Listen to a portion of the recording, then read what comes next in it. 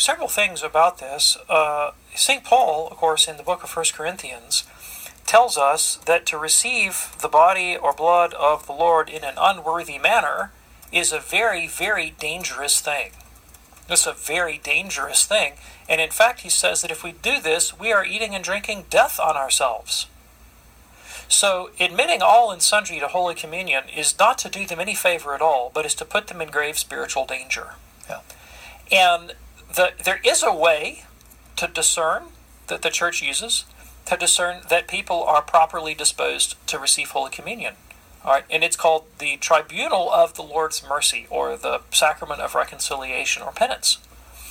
And the priest actually forms a judgment about the soul of the penitent. He forms the judgment that the penitent is contrite, and then he pronounces the words of absolution. I absolve you of your sins.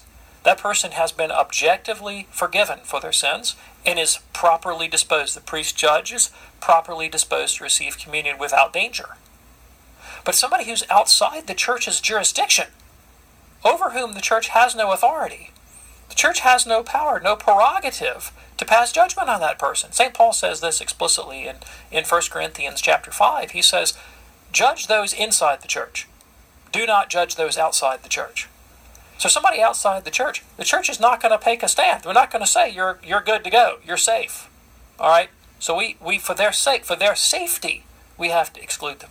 Okay. Right. Secondly, communion, among other things, is a pledge of our unity with the Church. We who partake of the one loaf are one body. All right. That presumes that we are united in faith.